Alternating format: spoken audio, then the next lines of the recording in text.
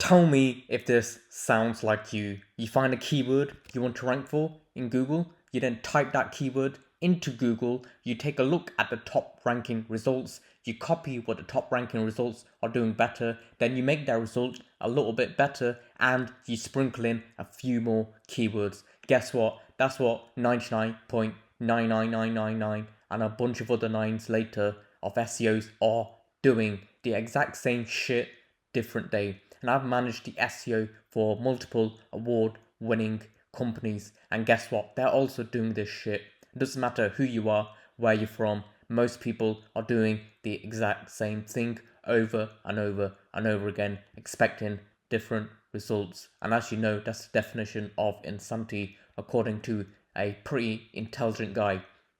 And when you're using tools like Fraise and Surfer, you don't realize that they're actually murdering your SEO results. And I know that that's something SEOs absolutely hate hearing and they don't like hearing, because it sounds perfectly logical where you use a tool that shows you the top ranking results and they find, oh, these keywords are mentioned frequently, this is frequently done, therefore Google likes it and you should add it to your page. That's a complete load of bullshit. And essentially what you're doing by using this tool, you're just creating this jacket potato over here, okay? It's made, it's got some cheese and beans in, cool, call it a day, pretty standard stuff, expecting it to be amazing. That's what you're expecting right now, this to be amazing. Instead, if you use this method I'm about to show you here, it's going to create a far nicer jacket potato, okay?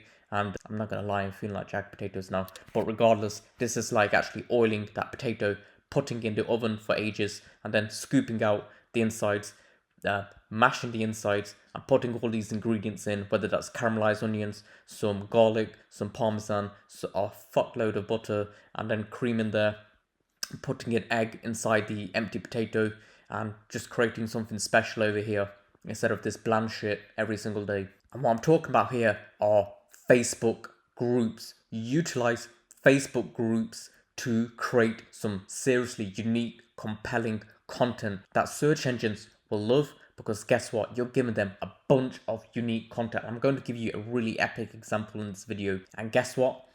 It's completely free. You don't pay a penny. You're paying a bunch of money for all these SEO tools, right? Well, you don't need to spend a penny here and you don't need to spend a lot of time either. So let me set up a scenario here. Let's just say you've got a dice tower company, okay? You're selling dice towers, right? You sell different board game shit. You're selling different dice towers now. And this is what the search results look like. So we've got this dice shop online, this dice shop here.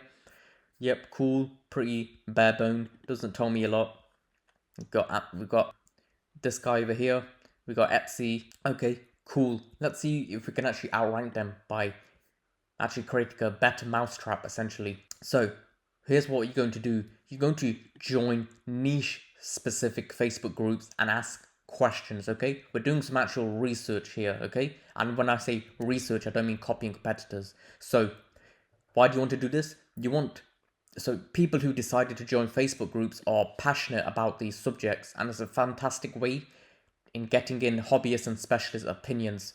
So for example, what I did was I joined some board game groups and I simply asked a question over here. I've been seeing these dice towers popping up a lot. Why would you use one of these other than they look cool? So let's see what we got here. Well, we've got a bunch of likes, bunch of comments, and even one share.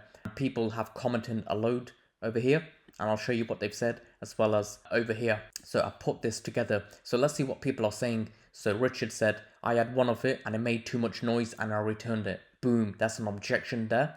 And we can answer it in our page. So build them yourself. So another objection, so they can copy it. So they can just build it. So another objection here, they can just make one of their own. And this one's a big objection, so, or use one of these. So why exactly would you want to go out and buy one of these when you could just use a cheap plate and spin the dice and call it a day? It's quick and easy, right? So that's a serious objection that needs to be answered. So this one put, because you have a friend that throws dice like a toddler, knocking over everything. And this guy was nice enough to put a list together. My son made one from a Lego, so some of them spin out of place. We occasionally playing on the carpet. Some people are fixing scrolls so they're not rolling properly. It's bloody noisy. So guess what? I'm spotting a theme here.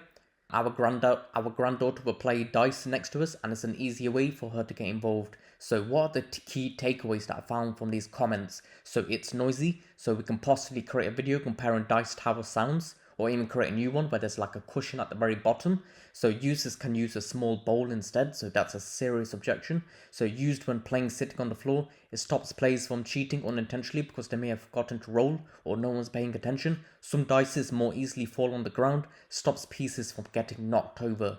So we found a bunch of great reasons why people would buy, as well as what's keeping them from buying and problems they've had. Guess what we've done here? We've truly created some unique content if we implement it in our page. And this is exactly what you should be looking for when creating content. Not all the competitor pages seeing what they're doing. See how you can actually separate yourself from everyone else. Because if you're using the same tool, the same keywords, and sure you may rank a little bit higher, guess what? If the next man who wants to rank for that keyword, they're going to do the exact same thing, and it's going to be a complete cesspit. But when you actually go and actually create some unique content, and Google will then see, oh, this is unique, we haven't seen all these words before, let's throw them up and test them to see if they actually work, to see if people are actually staying on the page, clicking through and see what's going on.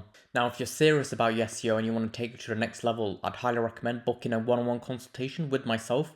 So this is an hour-long call with myself. It's paid, of course. I don't do free consultations. So you can book one with myself, and basically I'll level you up and teach you exactly what you need to know in order to take your business to the next level and increase your traffic via SEO, as well as increase your conversions. And if you learned something new from this video, please like and comment. I'd really appreciate it because it helps to get out to more people. It also takes a long time for me to create these types of videos. I went ahead and joined these groups and actually commented so you guys can learn from this. So I'd really appreciate a like and comment, and I'll see you in the next video.